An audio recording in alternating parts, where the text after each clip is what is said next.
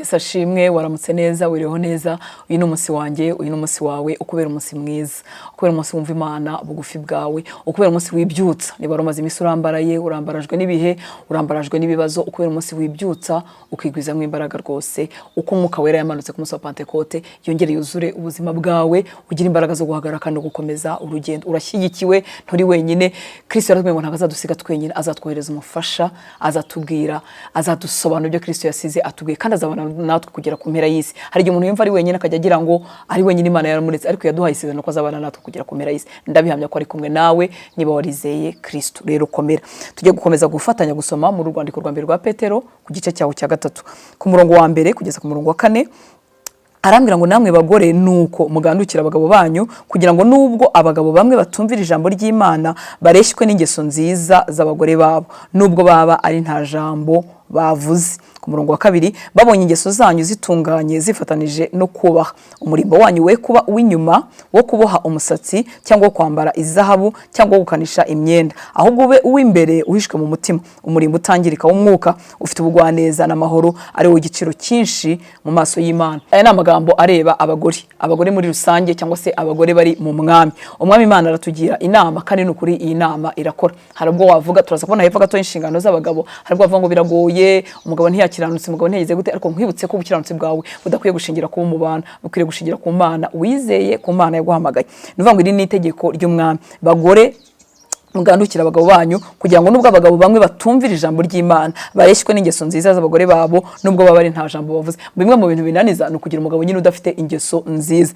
ni ukugira umugabo utumvira ijambo ry'Imana. Ariko Bibiliya igira inama abagore ngo abo bagabo nyine batumvira ijambo ry'Imana, ahubwo nibo dukwiriye gushyiraho ingeso nziza zihagije, ngo kugira ngo haraho bareshywe n'ingeso zacu nziza zifatanyije no kubaha. Rero gwiza imbaraga, Umwami Imana gushoboze. Ushobora kuba uhagaze mu bihe bikugoye, urugo rukubiye, ariko Umwami Imana kwambika imbaraga ushobore gukora ibyo usabwa gukora. Bibiliya yakomeje itubwira ngo umurimo wacu we kuba uw'inyuma gusa. Hari igihe abagore tureba iby'inyuma gusa tukibagirwa umurimo w'imbere udasaza, ubugwaneza n'amahoro, kandi ari uzaduherekeza kubana n'Imana. Kwisiga rwose si bibi, kwitunganya ntabwo ari bibi, iyo bidakabije, iyo bidafite icyo byishe, bitewe naho ukorera naho uhagaze. Ariko nkwibutse ngo umurimo wa w'imbere uzatubujya kubana n'Imana mu ijuru. Byose dusiga inyuma bizasigara inanga. Rero umwanya ubimaraho, gerageza kubalansa, gerageza kuringaniza, utinde no ku murimbo wa w'imbere, we gutinda amasaha n'amasaha ku murimbo w'inyuma ngo bibagirwe umurimbo wa w'imbere. Kandi ndabihamya ko iyo umurimbo wa w'imbere twawukoze neza, umurimbo w'inyuma dukora ibikwiriye n'iby'ingenzi tutarimo gukabya. Ku murongo wa 7 ngo namwe bagabo nuko mubane n'abagore banyu mwerekana ubwenge mu byo mubagirira,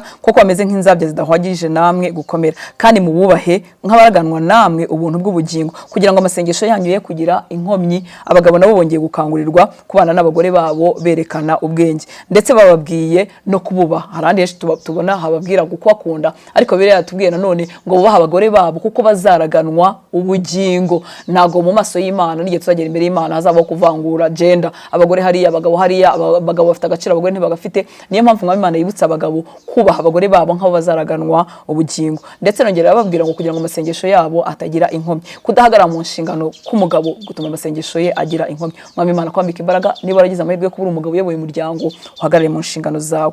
Ku murongo wa 9 n'uwa 10 ngo ntimukiture umuntu inabi yabagiriye cyangwa igitutsi yabatutsi, ahubwo mwiture kumusabira umugisha, kuko ari byo mwahamagariwe, kugira ngo namwe muragwe umugisha. Ntimukiture umuntu inabi yabagiriye cyangwa igitutsi yabatutse, ahubwo mumwiture kumusabira umugisha, kuko ari byo mwahamagariwe, kugira ngo namwe muragwe umugisha. Kuko byanditswe ngo ushaka gukunda ubugingo no kubona iminsi myiza abuze ururimi rwe rutavuga ikibi, n'iminwa ye itavuga iby'uburiganya, kandi azibukira ibibi akora ibyiza, ashaka amahoro ayakurikire kugira ngo ayashyikire. Uyu murongo uraduhiga, ariko abifuza kugenda n'Umwami Imana neza, abifuza gutera intambwe, niko byagombye kumera. Ngo ntitukiture umuntu ikibi yatugiriye, ntitukihorere mu yandi magambo, ntitukadusubiza umuntu igitutsi yadututse, ngo ahubwo tumwiture kumusabira umugisha, kuko ari byo twahamagariwe. Turabahesha umugisha. Watukwa, wakwanga, uri umuhesha umugisha. Bakwange, bakuvuge nabi, uri umuhesha umugisha. Wikwisanisha n'ibibi Satani yamaze gusanisha n'abantu. Ngo ibyanditswe biravuga ngo ushaka gukunda ubugingo, kubona iminsi myiza abuze ururimi rwe rutavuga ibibi, n'iminwa ye kugira uburiganya. Ni kangahe ururimi rwawe ruvuga ibibi? Ni kangahe ubuzima bwawe bugira uburiganya? Umwami Imana abiturindira, ururimi rwacu ruvuga ibyiza, ubuzima bwacu buvuge ibitarimo uburiganya, kandi tuzibukire ibibi, dukora ibyiza, dore dushakisha amahoro tuyakurikire. Ku murongo wa 12 ngo kuko amaso y'Uwiteka ari ku bakiranutsi n'amatwi ye ari ku byo basaba, ariko igitsure cy'Uwiteka kiri ku nkozi z'ibibi. Uyu murongo uratangaje. Amaso y'Uwiteka ari ku bakiranutsi, hanyuma ngo igitsure cye kikaba ku nkozi z'ibibi. Urifuza kurebwa n'Imana ayahe maso? Urifuza kurebana igitsure? Ese kurebana igitsure wabaho? Ese kurebana igitsure wakweguka?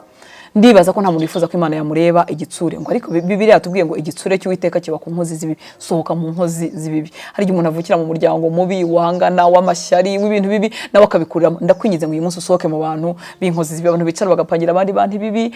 Ibyo bintu biba mu bantu bakuru, bikaba no mu bantu batoya. Nagiye ntangana, ntabwo nzi ko abantu batoya bashobora kugira imitima mibi, ariko ibyo bintu bibaho. Ndakwinginze, sohoka mu nkozi z'ibibi, zazindi Uwiteka areba igitsure. Twibere muri abangaba bakiranuka, amaso y'Uwiteka atajya avaho, atugende aho tugenda hose, atugumeho aho tuba hose. Ku murongo wa 15 ngo ahubwo mwubahe Kristo mu mitima yanyu ko ari we mwami, kandi mwe mwiteguye iteka gusubiza umuntu wese ubabajije impamvu z'ibyiringiro mufite, ariko mufite ubugwaneza kandi mwubaha, kandi mufite imitima itabacira urubanza, kugira ngo nubwo babasebya batuka ingeso zanyu nziza zo muri Kristo bamware. Ahubwo mwubahe Kristo mu mitima yanyu, mwubahe Kristo mu mitima yanyu, mwe mufite ubushizi bw'amanga bwo guhamya, muvuga impamvu z'ibyiringiro byanyu umunsi kundi. Ubu umuntu urwanirira ubutumwa bwiza, ubu umuntu uhagarara mu byo wizeye ubutazabivamo, kandi mufite imitima itabacira urubanza, kugira ngo nubwo babasebya batuka ingeso zanyu nziza, batuka ingeso zanyu nziza zo muri Kristo bamware. Ubu umuntu udafite umutima ugucira urubanza, buri umutima ntabwo ujya urya ruswa. Umutima urahagaruka guti urimo urakorera Imana, ariko urabizi ko urumuriganya. Urimo urakora iki n'iki, ariko urabizi ko washushanyije. Uri umugore usa nk'uwicaye mu rugo uritonze, ariko urabizi ko uriganya umugabo wawe, n'ibindi nk'ibyo ngibyo. Ndetse ukabwira n'umugabo urabizi ariko ko wakoze amanyanga, urabizi ko hari ibintu bibi urimo. Umutima ntabwo urya ruswa. Rero reka dutunge umutima utaducira urubanza. Kora ibintu ushobora gukora imbere y'abantu bose. Kora ibintu udakeneye guhisha, kora ibintu udakeneye gusibanganya, kora ibintu udakeneye kurwana no gusiba ibimenyetso. Umwami Imana kugwiriza imbaraga, kandi Umwami Imana abigushoboze. Birashoboka nshuti z'Imana. Ku murongo wa 17 ngo ibyiza nuko mwababazwa babahora gukora ibyiza, niba ari byo Imana ishaka, kuruta ko mwababazwa babahora gukora ibibi. Ibyiza nuko mwababazwa babahora gukora ibyiza, niba ari byo Imana ishaka, kuruta ko mwababazwa babahora gukora ibibi. Reka we kuzahorwa n'umunsi wa rimwe ko wakoze ibibi. Nurenganywa wakoze ibyiza, nurenganywa wahisemo gukiranuka, humura. Ingorano ziragutegereje, Umwami Imana azaguhagararaho. Imana iguhe umugisha, ugira umunsi mwiza. Urakoze.